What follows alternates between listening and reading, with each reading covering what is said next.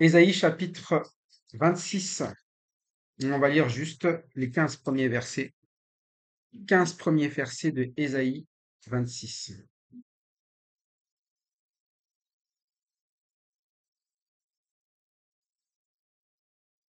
Je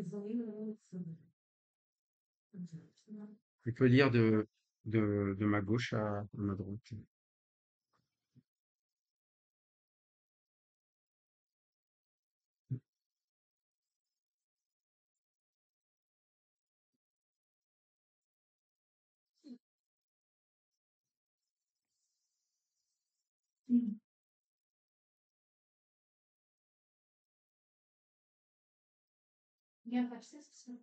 Un verset chacun. Ce jour-là, dans le pays de Juda, les habitants chanteront. Nous avons une ville bien défendue, non protégée. Le Seigneur l'a entourée de deux murs. Ouvrez les portes, laissez entrer la nation juste et fidèle. À celui qui est ferme dans ses intentions, tu assures une paix profonde parce qu'il se confie en toi. Passez votre confiance avec des malades et de tout. Car l'Éternel est le rocher, la perpétuelle.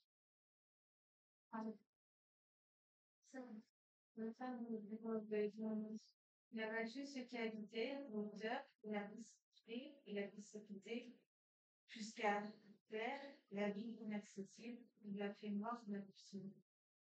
Et les fleurs fit des ponts sur les pas de l'Israël. Les cinquièmes des justes, c'est la droiture.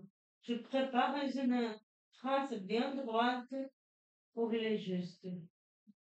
Nous nous plaçons notre attente en toi, l'Éternel, sur le sentier de tes jugements. Faire appel à ton nom et parler de toi pour ce que nous désirons. Mon âme te désire pendant la nuit, et mon esprit te cherche au-dedans de moi. Car lorsque tes jugements s'exercent sur la terre, les habitants du monde apprennent la justice. Mais si on a pitié des gens mauvais, ils n'apprendront pas à faire ce que tu peux. Même dans le pays où l'on agit bien, ils font le mal. Ils ne voient pas ta grandeur, Seigneur. L'Éternel, ta main est puissante, ils ne l'aperçoivent pas. Ils verront ton zèle pour le peuple, et ils en seront confus. Le feu consumera tes ennemis. Éternel, tu nous assures la paix et Christ de tout ce que nous faisons. C'est toi qui l'as accompli. Éternel, notre Dieu, notre Seigneur, que toi, et sur nous, laissez grâce en personne que nous devons et ton nom. Ceux qui sont morts, bien de part nous défendre de ce que les frères font pas. Car tu es intervenu contre eux, tu les examiné, je vais que elles disparaissent de nous. Multiplie le peuple pour éternel, multiplie le peuple, manifeste ta gloire, le culte t'aimé pour les mythes du pays. Merci. On est dans la suite de ce qu'on avait vu précédemment sur l'Éternel qui est notre abri. Un jour où, au final, l'orgueil sera abattu, renversé. Un jour où ceux qui se seront confiés en l'Éternel, les faibles, qui se sont réfugiés, les malheureux, qui ont compris que l'Éternel est leur abri, vont trouver une raison de chanter. Chanter une louange, tout simplement parce que ça va être un constat, c'est que ils sont dans un lieu qui n'aura pas été abattu, un lieu où il nous donne, comme il est dit au verset premier, le salut pour muraille et pour rempart. Et c'est vrai qu'il y aura toujours deux remarques au jour du Seigneur. Il y a ceux qui remarqueront qu'ils n'étaient pas dans les murs et ceux qui remarqueront qu'ils y sont. Ceux qui y sont auront un cantique, c'est le salut. Ceux qui n'y seront pas, eh bien, c'est ce qu'ils vont vivre, c'est être renversés, précipités, parce qu'ils se pensaient solides en dehors des murailles du Seigneur. C'est pour ça que quand ce message est donné, il est donné vraiment en avertissement parce que ce jour n'est pas encore là. C'est-à-dire que il y a encore possibilité de choisir si je veux rester dehors ou si je veux rentrer. Il y a cette possibilité de prendre la décision soit de se croire assez fort pour survivre à ce qui va arriver, ou de croire que le salut est uniquement dans ces murailles-là. En tout cas, dans le verset 2, l'ordre c'est d'ouvrir ses portes et de laisser entrer, il est dit, la nation juste et fidèle. C'est-à-dire que celui qui a compris ce que c'est que la justice, la fidélité, la nation, c'est-à-dire un ensemble de personnes, ceux-là, la porte, eh bien, ils vont en profiter, ils vont rentrer. Mais il y aura toujours ceux qui ne rentreront pas. Ceux qui vont rentrer, c'est ceux qui savent de manière ferme, certaine, qu'ils ont besoin de ce qui se trouve dans cette porte pour pouvoir vivre ce qui est promis parce que les murailles sont fortes. Tu assures la paix, la paix. Et le souci, c'est que souvent, on veut se créer une paix où on s'invente une paix par nos forces, par ce que nous estimons juste, et nous commençons à nous parler à nous-mêmes en nous disant, écoute, tu vas y arriver, tu es fort, tu vas réussir, tu seras grand. Et c'était un petit peu ça le souci des peuples aux alentours, c'est que ils se convainquaient eux-mêmes qu'ils étaient des grands peuples. La Syrie, Babylone, l'Égypte, ils regardaient leurs armées, ils se regardaient, un peu comme parfois on peut se regarder devant un miroir et on se dit ça va, c'est pas si mal que ça va, on se sortira. Et l'Éternel, il dit, vous ne sortirez pas. Le seul moyen de s'en sortir, c'est tu assures la paix parce qu'il se confie en toi. C'est-à-dire que il n'y a pas de possibilité d'avoir la paix sans se confier dans l'Éternel. Ça n'est pas possible. Il n'y a pas celui qui annoncerait un autre message, ça serait un menteur. Ça serait assurer, eh bien, que les autres se retrouvent dans un endroit où ils seront toujours angoissés. Et pourquoi nous sommes toujours angoissés? Parce qu'il y a un problème de confiance en Dieu. Le problème, il n'est pas dans ce que nous sommes capables de faire. On sait que nous ne sommes pas capables. Le problème, il est dans un manque de confiance en celui qui a installé les murailles. Vous savez, c'est à un moment donné, vous avez une bombe qui va arriver, et puis là, il vous dit rentrez là, et vous essayez quand même de fuir plus loin possible, de rentrer dans le bunker. Parce que vous n'avez pas confiance, vous dites, mais imaginons que ça craque. Mais c'est mal connaître l'Éternel. Parfois, nous pensons que l'Éternel peut craquer, que l'Éternel fait mal les choses, que l'Éternel n'est pas si bon que cela, et du coup, on ne veut pas se confier en lui. Mais regardons quand même l'histoire. Tous les peuples qui ne se sont pas confiés en l'Éternel sont maintenant des peuples comment? Détruits. Même leur nom n'existe plus. Et il faut avouer une chose. Il y a un peuple, malgré le temps qui est avancé, il a toujours le même nom. Ouais. Il n'y en a qu'un seul. Tous les autres peuples, les noms ont changé. Hein, avant que ce soit la France, il y avait la Gaule, non? Avant que ce soit la Gaule, ça c'est encore d'autres pays, ça s'est éparpillé, tout ce que vous voulez. Mais il y en a un depuis, il a toujours. Depuis Abraham, Isaac, arrivé à Jacob, il s'appelle toujours comment? Israël. Et pourquoi? Parce qu'Israël est meilleur? C'est juste parce que c'est la promesse de Dieu. Et le nom est resté. Tout Israël n'est pas Israël, mais le nom est resté. Et parfois, nous pensons que Dieu n'est pas capable de faire subsister, même lorsque les personnes à l'intérieur, eh bien, ne sont pas, eh bien, une nation, comme il a dit, une nation correcte. Ce sont des nations pécheresses, et c'est ce qu'il a dit au début, peut-être tu, tout ce qu'on veut, mais il allait garder ce nom. C'est pour ça qu'aujourd'hui, c'est un nom, on a beau être tous contre ce nom partout dans le monde, il va toujours rester. Moi, j'ai pas de souci sur ça, jusqu'à la fin. Mais c'est pour ça qu'il dit confiez-vous en l'Éternel. Confiez-vous à perpétuité. Vous savez pourquoi? Parce que quand il est résolu sur une chose, en fait, ça va toujours se passer. Si vous vous confiez en lui, il ne va jamais céder sa promesse. Il ne va jamais dire, lorsque quiconque cherche le royaume de Dieu, il va jamais ne pas lui donner ce dont il a besoin. Mais il est certain que si vous vous écartez, vous ferez comme tout le reste qui se trouve à l'extérieur, hein. Sans les promesses de l'Éternel, vous vivez à un moment donné une assurance de voir des choses détruites dans votre vie. C'est pour ça qu'il dit confiez-vous en l'Éternel à perpétuité.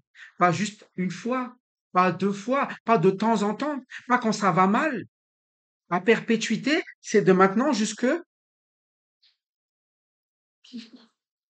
Et c'est ça souvent le souci, c'est que nous essayons de nous dire, mais moi je me suis déjà confié en Dieu, mais j'ai déjà essayé. Non, on ne dit jamais j'ai déjà essayé avec Dieu. On dit je me confie et je me confie maintenant jusqu'à. Parce que parfois c'est au moment où il fallait rester qu'on part, hein. Vous connaissez parfois les personnes, à un moment donné, il y a toujours cette image où, je sais, j'ai déjà vu une image comme ça, vous avez quelqu'un qui creuse, qui creuse, qui creuse, qui espère chercher quelque chose, et puis à un moment donné, il s'arrête parce qu'il dit, je vais pas trouver. Sauf que ce qu'il cherchait se trouvait juste. Et même parfois avec l'éternel, c'est ça, ce n'est pas dans notre temps, c'est dans son temps. Mais on abandonne avant. Mais c'est parce que l'éternel, il est en train de regarder, est-ce que tu me fais vraiment confiance? Jusqu'au bout. Ou tu me fais confiance que quand tu as envie. Que tu me fais confiance jusqu'aux limites que tu as placées. Parce que parfois, nous plaçons les limites. Il dit, OK, je te fais confiance, mais là, c'est trop, là. Vous imaginez si les prophètes disaient ça? Vous imaginez si les apôtres disaient ça? Je te fais confiance, mais là, c'est trop. Ils se seraient arrêtés beaucoup plus vite que nous, ou peut-être, je ne sais pas. Ils auraient même pas commencé à partir à la moindre. Comment ça, ils se seraient jetés une fois en prison que déjà, ils auraient dit quoi? Oh non, non, c'est trop, là. Pourquoi moi? C'est pas juste. Mais jamais ils se sont posés ce genre de questions. Mais les prophètes, c'est pareil. Ils ont avancé, ne sachant même pas où est-ce qu'ils allaient. Et parfois, les situations, elles sont pires que ce qu'on vit aujourd'hui. Parfois, on est en train de se dire, mais c'est compliqué ce que Dieu me demande de vivre. Mais quand je lis la Bible, je dis, on n'en est toujours pas à ce que vit Joseph, hein. On n'est toujours pas à ce que vit Daniel. On n'est toujours pas à ce que vit Moïse et le peuple. On est loin de tout ça. La moindre contrariété, on est déjà comment? À chercher à abandonner. Et je dis bien contrariété. Parce que on ne nous a pas exposés à la mort, à ce que je sache jusqu'à maintenant. En tout cas, nous. Et c'est là où il dit, mais confiez-vous éternel à la perpétuité. Si déjà pour les petites choses vous ne voulez pas, vous imaginez bien que les grandes, ça va être quoi? Mais il a expliqué à un moment donné, l'éternel est le rocher des siècles. Si vous bâtissez les choses, quel que soit le siècle, qu'est-ce que soit le temps, ça sera toujours sur l'éternel. Bâtissez quelque chose hors de l'éternel, et vous êtes sûr que ça va être quoi? Détruit. Même une famille. Même quelque chose qui semblait être bon au départ. Ben oui, une famille, l'éternel, ça oui, mais si tu la bâtis pas sur l'éternel, même une église, si tu, qui bâtit la maison du Seigneur? Si ce n'est pas le Seigneur qui bâtit, on bâtit comment, dit la Bible? En vain. Même une église. C'est pour ça que, à un moment donné, à votre avis, notre vie personnelle, tout ce que nous bâtissons hors de la volonté du Seigneur, hors de la recherche de la vie avec le Seigneur et de vivre avec lui, ça va devenir. Et c'est pour ça qu'il explique bien, il est le rocher des siècles. C'est-à-dire de siècle en siècle, ça ne changera pas. Mais pour nous aussi, ça ne doit jamais changer. Par contre, tous ceux qui ont essayé de faire autrement, ceux qui se sont élevés, il les a tous quoi, il les dit? Renversés. Il a abaissé la superbe ville. Il l'a abaissée jusqu'à terre. Il l'a fait toucher la poussière. Elle est foulée aux pieds même des quoi? Des pauvres et des opprimés ou misérables. Ça veut dire que même les misérables, ceux qui vous se sentez plus forts qu'eux, eh bien, étonnamment, ils vont même être au-dessus, voire marcher. C'est pour ça qu'avec le Seigneur, le problème est toujours de ceux qui cherchent à s'élever. Chercher à s'élever, c'est pas forcément de dire que je suis le plus grand. C'est tout simplement à chercher à mettre Dieu de côté et prendre sa place. C'est ce que Satan a fait, hein. Il a juste dit, je vais être le Dieu à la place d'eux. Et parfois, on le fait pour notre vie, hein. Je vais être mon Dieu. Je vais chercher le Dieu qui est en moi. J'ai pas besoin de Dieu. Moi, je me suffis. C'est tout, hein. Ça, c'est les hauteurs. Et ces hauteurs-là, un jour, ils l'abaissent, ils le renversent. Même les misérables mèneront une meilleure vie. C'est pour ça que vous étonnez pas, hein, que dans les pays, parfois, où vous vous dites, oh là là, les pauvres, etc., mais Parfois, ils vivent mieux des situations que nous ne sommes même pas capables de vivre, ne serait-ce qu'une miette, hein. Parce qu'à un moment donné, souvent, ce sont des peuples qui cherchent justement un secours, qui sont à la recherche de ce que Dieu veut, ce qu'ils savent qu'ils sont misérables, ils sont pauvres et qu'ils ont besoin d'un abri. Mais nous sommes tellement gâtés parfois que nous n'avons besoin de rien, et surtout pas de Dieu.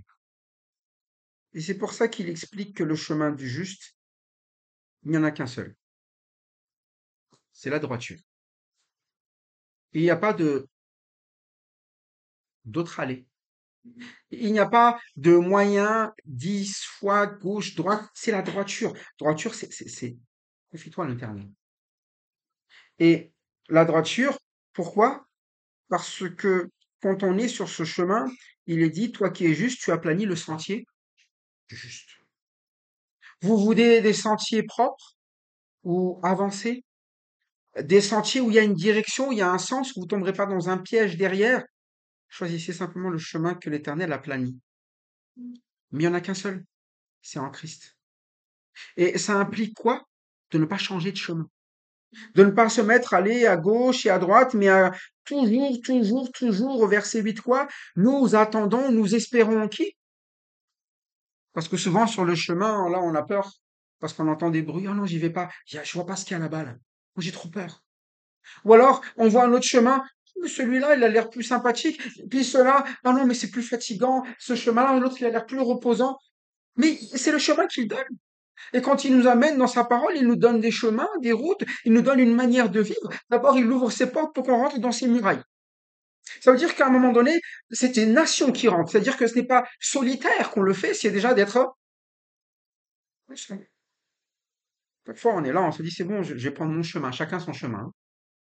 Non, non, c'est le chemin de la nation.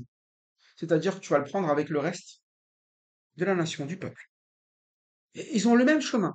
Ils viennent tous s'abriter en moi. Et c'est un cantique qu'ils sont en train de chanter tous ensemble. Ça veut dire qu'à un moment donné, il y a une louange ensemble même à celui qui nous a fait rentrer dans ses murs. Et parfois, c'est ça, nous nous disons, oui, mais moi, c'est différent, moi, c'est spécial. Non, nous, pas juste une ou deux personnes, nous, à l'ensemble, nous espérons l'éternel et nous le faisons savoir ensemble. Nous attendons la voix de ses jugements. Notre âme soupire après son nom, après son souvenir. Et on voit toujours que c'est une question groupée. Il ne parle pas tout seul en disant je. C'est pour ça que le Seigneur a toujours appelé en peuple en l'assemblée. C'est pour ça qu'il nous appelle toujours à nous assembler. Vous n'avez jamais vu le Seigneur sortir autrement qu'on semblait même du temps d'Égypte. Il n'a pas dit, je vais en sauver un par un. Il a dit, je sauve tout. Et tous ceux qui sortent seront sauvés.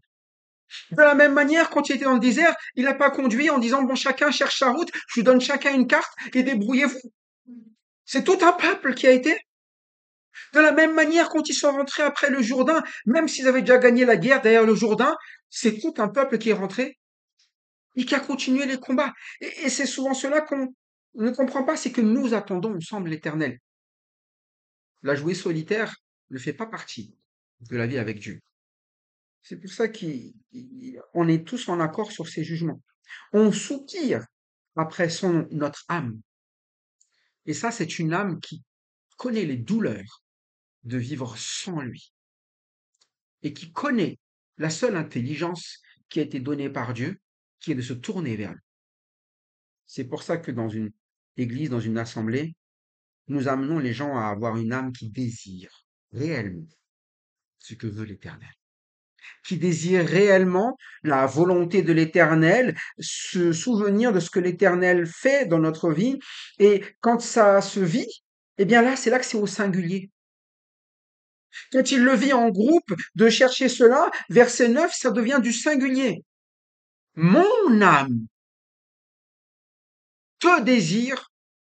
À quel moment il dit là? Le moment où? La nuit. C'est le moment où on est seul, là, avec nous-mêmes.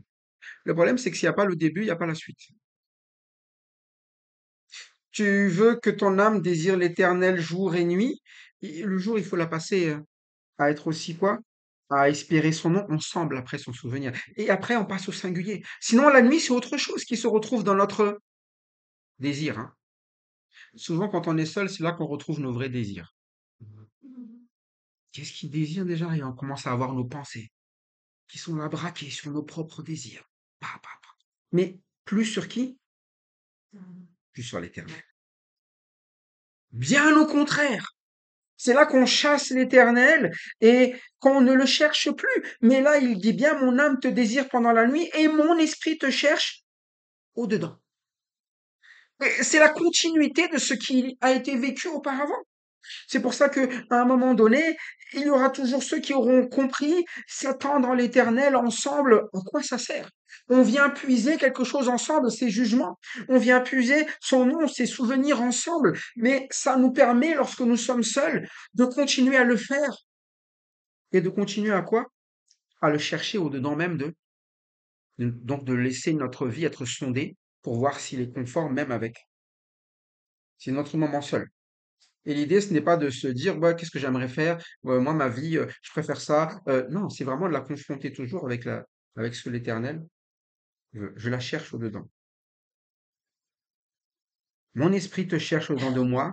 Lorsque tes jugements s'exercent sur la terre, les habitants du monde apprennent la justice. C'est pour ça que quand on a vraiment compris cela, les gens qui comprennent cela ne disent jamais derrière que la vie est injuste. Ils apprennent plutôt quoi? La justice. L'éternel est juste. Et c'est souvent cela qui emmène cet enchaînement où les gens commencent à ne pas aimer ce que l'Éternel donne. Mais quand on apprend à aimer ce que l'Éternel donne, c'est parce qu'on a déjà appris, eh bien, au fur et à mesure, qui est l'Éternel ensemble. Ça sert à ça le temps d'assembler. Et pris dans la propre vie, de sonder notre vie avec cela et d'amener à ce que les habitants du monde apprennent la justice. Mais nous, ce qu'on aimerait, c'est que l'Éternel ne nous apprenne rien, qu'il nous laisse continuer à faire comme on veut et qu'on essaie de se débrouiller. Mais il y a une phrase qu'il va indiquer. Si l'on fait grâce au méchant, il n'apprend pas la justice. Et souvent, on dit le méchant, c'est l'autre. Non, non, le méchant, c'est nous. Et si le méchant, on ne lui dit rien, si le méchant, on le laisse faire comme il l'entend selon ses pensées, il va avoir un énorme problème. Il n'apprend jamais quoi? La justice. C'est pour ça que quand nous sommes dans nos méchancetés, c'est justement là le moment où il faut venir être à l'écoute de. C'est le problème, c'est que c'est souvent là qu'on commence à s'éloigner. Et on se dit, non, mais c'est bon, je vais continuer dans mes voies. Je vais continuer, mais si on te laisse, tu n'apprendras pas la justice. Et même si tu penses être dans la droiture, tu te dis, mais moi, je connais la droiture. Il dit, il se livre au mal dans le pays de là. Donc, il est dans l'endroit parfait. C'est le pays de la droiture. Pourtant, comme il n'apprend pas, il continue à faire quoi? Même le meilleur environnement ne va pas changer sa vie. C'est pour ça qu'à un moment donné, il y a ce côté toujours de venir et s'attendre à l'éternel ensemble, de s'opérer ensemble. Et c'est ça qui est souvent le problème, de rentrer dans les portes et comprendre que c'est un abri, se confier dans l'éternel, savoir que c'est lui qui va ramener la paix. Mais il dit à un moment donné, si tu ne fais pas cela, si c'est quelqu'un qui reste dans cette méchanceté, qui se livre au mal, même dans les meilleures conditions, il l'a dit, il n'a point d'égard à la majesté de Dieu. Il est dans le pays de la droiture. Mais pour lui, Dieu, au final, c'est quoi la majesté? Quand on parle de majesté, c'est qu'on parle d'un roi. Ouais, je sais que Dieu a dit ça, mais franchement, ouais, je sais, c'est le pays de la droiture. Je vois bien comment est-ce qu'on doit faire. Mais non, il n'a pas d'égard. Je m'en fiche que Dieu soit roi. Moi, je veux rester quoi? Roi. Je veux décider toute chose dans ma vie. Mais quel est le véritable abri si ce n'est pas d'être dans les murs de l'Éternel et que l'Éternel prenne les décisions? C'est pour ça que il explique, Éternel, ta main est puissante, c'est la sienne. Ils ne l'aperçoivent pas. C'est le problème. C'est un cas, elle est puissante, il suffit juste de voir tout ce qu'elle fait. Mais ils ne l'aperçoivent pas, ils verront ton zèle pour le peuple, et ils en seront confus. Et vous voyez bien, ils ramènent à ce peuple. Ils verront comment tu fais pour le peuple. Ils verront que tu vas toujours agir et ils seront confus, ils comprendront pas. Je comprends pas. Pourtant, j'ai vu sa droiture, j'ai vu, etc. Je connais tout pourquoi eux, ça se passe bien et moi pas. Mais c'est parce qu'eux, ils ont compris que c'est la main de l'Éternel qui est puissante. Il suffit pas juste d'être dans le pays. Il faut se confier dans l'Éternel et laisser sa main agir avec puissance. Mais eux seront confus. Le feu consumera tes ennemis, et il précise bien, éternel. Et c'est, notez bien ce verset. Éternel, tu nous donnes la paix. Il va résumer. Pourquoi il nous donne la paix? Car tout ce que nous faisons, qu'est-ce qu'il dit? Ouais, qu'il a fait. C'est toi qui l'accomplis. Qu'est-ce que la paix? Si ce n'est juste que d'être sûr que tout ce que nous faisons sera, c'est tout. C'est pour ça qu'on va parler de se confier. C'est pour ça que c'est l'erreur de ceux qui quittent, de ceux qui ne persévèrent, de ceux qui ne s'attendent pas, de ceux qui ne se confient pas, parce qu'ils ne croient pas que les mains de l'Éternel soient capables de quoi que ce soit. Et après, ils vont se dire, oui, l'Éternel, il ne me sauve pas. Mais attends, depuis des siècles, il ne fait que. Ça veut dire que le problème ne peut pas venir de ses mains à lui. Le problème, il vient du fait que nous n'acceptons pas de nous confier. Et est-ce qu'il est possible qu'il nous délivre de toute situation? Oui. S'il dit éternel, tu nous donnes la paix, c'est qu'il le donne, cette paix. Pourquoi je ne l'ai pas? Eh bien, peut-être parce que tout ce que je fais, je ne laisse pas l'éternel le faire pour nous. Je ne laisse pas l'éternel décider de comment je dois faire, comment je dois mener ma vie, quelles doivent être mes priorités. Non, je préfère décider moi. Mais pourtant, celui qui parle, il a compris. Éternel, notre Dieu, d'autres maîtres que toi ont dominé sur nous. Mais c'est grâce à toi seul que nous invoquons. Il donne une explication. En fait, on a toujours obéi à d'autres maîtres. Moi, j'entends parfois, des personnes peuvent refuser totalement ce que Dieu dit, mais sur conseil d'une autre personne. Ils veulent pas de Dieu comme maître, mais ils sont prêts à prendre n'importe qui d'autre tant que ça reste dans leurs idées. La force que nous avons, c'est que c'est plutôt dans la pensée de l'Éternel qui est notre salut. Mais souvent, nous cherchons à rester sur d'autres maîtres qui dominent. C'est-à-dire, ils dominent, ils disent, ils décident pour nous. Et parfois, on voit cela quand tu vois des personnes qui vont dire, moi, je peux pas croire en un Dieu qui. Et tu réfléchis, pourquoi? Je dis, mais c'est pas du tout ça le Dieu que je connais. Mais pourquoi est-ce qu'ils disent? Parce qu'il répète ce qu'il a. Deux personnes qui ne font eux-mêmes pas confiance en qui? En Dieu.